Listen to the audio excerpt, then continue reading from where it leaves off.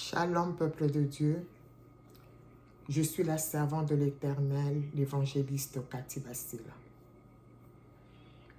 Par cette brève exhortation, je fais appel à la conscience de chaque personne que Dieu a donné sa parole à tous ses enfants.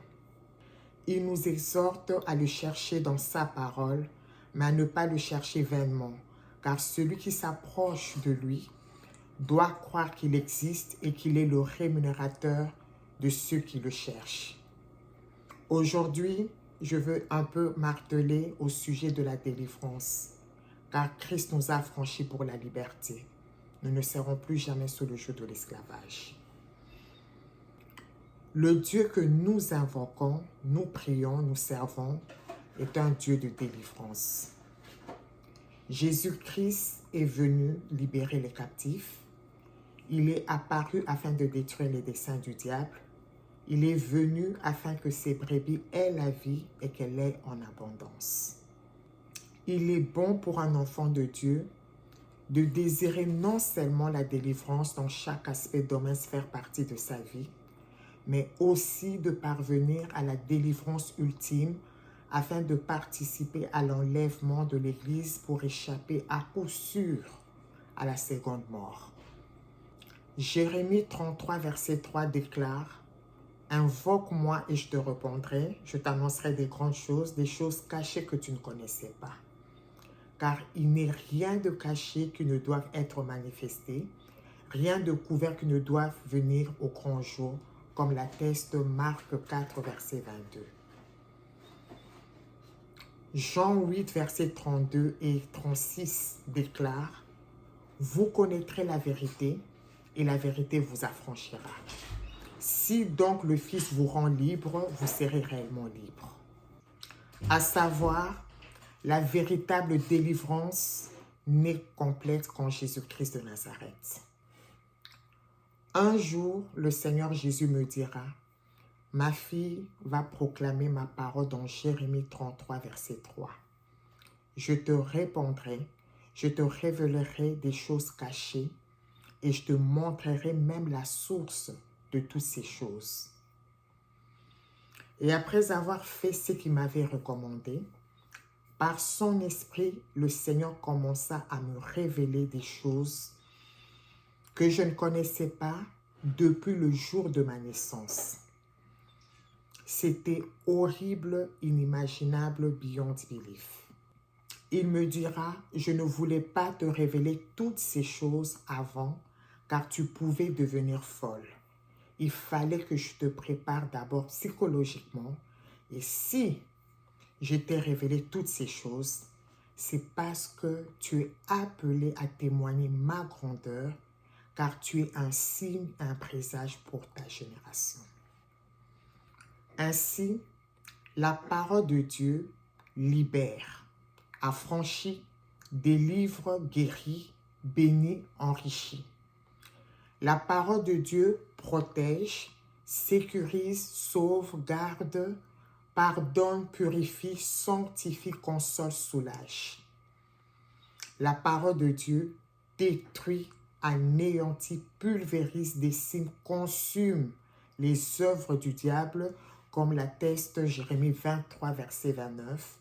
Ma parole n'est-elle pas comme un feu, oracle de l'Éternel, est comme un marteau qui fait éclater le roc. D'où je nous invite à proclamer ces quelques versets de la parole de Dieu avec foi, puissance et autorité au nom de Jésus-Christ de Nazareth, comme déclare le psaume 107, verset 20. Il envoya sa parole et les guérit. Il est écrit dans Romains 8, verset 1 à 2. Il n'y a donc maintenant aucune condamnation pour ceux qui sont en Christ Jésus, qui marchent non selon la chair, mais selon l'esprit. En effet, la loi de l'esprit de vie en Christ Jésus m'a libéré de la loi du péché de la mort. Sa parole est la vérité. Il est écrit dans Colossiens 2, versets 14 à 15. Il a effacé l'acte rédigé contre nous et dont les dispositions nous étaient contraires. Il a supprimé en le clouant à la croix, il a dépouillé les principautés, les pouvoirs et les a publiquement livrés en spectacle en triomphant d'eux par la croix. Sa parole est la vérité. Il est écrit dans 2 Corinthiens 5, verset 17. Si quelqu'un est en Christ, il est une nouvelle créature. Les choses anciennes sont passées, voici toutes choses sont devenues nouvelles. Sa parole est la vérité.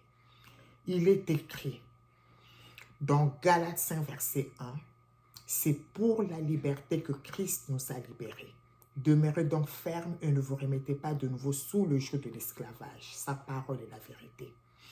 Il est écrit dans Ésaïe 49, versets 24 à 26, « Ce qu'a pris le héros lui sera-t-il repris? La capture du juste échappera-t-elle? Oui, dit l'Éternel, la capture du héros sera reprise, ce qu'a pris le tyran échappera.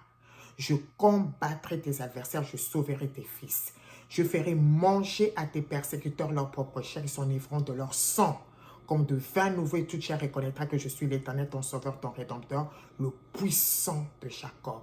Sa parole est la vérité. » Il est écrit dans Ésaïe 33, verset 3. « Au bruit du tumulte, le peuple fuit. Quand tu te lèves, les nations se dispersent. » Sa parole est la vérité. Il est écrit dans Ésaïe 66, verset 6. « Une voix éclatante sort de la ville. Une voix sort du temple. C'est la voix de l'Éternel qui paye à ses ennemis leur salaire. » Sa parole est la vérité.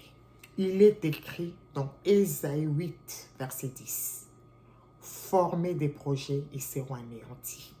Dites une parole, elle ne tiendra pas, car Dieu est avec nous. » Sa parole est la vérité. Il est écrit dans Ésaïe 54, verset 17. « Toute arme forgée contre toi sera sans effet, et toute langue qui s'élèvera en justice contre toi, tu la convaincras de méchanceté. » Sa parole est la vérité. Il est écrit dans Nombre 23, verset 23. « L'occultisme ne peut rien contre Jacob, ni la divination contre Israël. » Sa parole est la vérité. Il est écrit dans Ésaïe 59, verset 19. « On craindra le nom de l'Éternel depuis l'Occident et sa gloire depuis le soleil levant, quand l'adversaire viendra comme un fleuve. L'Esprit de l'Éternel le mettra en fuite. Sa parole est la vérité. » Il est écrit dans Ésaïe 53, verset 5. « Et c'est par ces meurtrissures que nous sommes guéris. » Sa parole est la vérité. Il est écrit dans Matthieu 8, verset 17. « Il a pris nos infirmités et s'est chargé de nos maladies. » Sa parole est la vérité. Il est écrit dans le psaume 118, verset 17. « Je ne mourrai pas, je vivrai, et je redirai les œuvres de l'Éternel. » Sa parole est la vérité. Ainsi, pour conclure cette brève exhortation, je nous encourage à proclamer souvent ces versets, ainsi que d'autres versets de la parole de Dieu selon la guidance du Saint-Esprit, jusqu'à ce que la parole atteigne son apogée. Que la parole de Dieu soit notre prière et que notre prière soit la parole de Dieu. Et je nous encourage de se faire violence de lire, de méditer les Saintes Écritures, de mener une vie de sanctification, de laver constamment nos robes, de combattre le bon combat de la foi, de faire ce que Dieu nous a assigné comme tâche. Car Jésus-Christ est à la porte, il revient bientôt. Et il revient pour chercher ceux de sa race. Que Dieu bénisse sa parole et qu'il nous bénisse tous. Amen.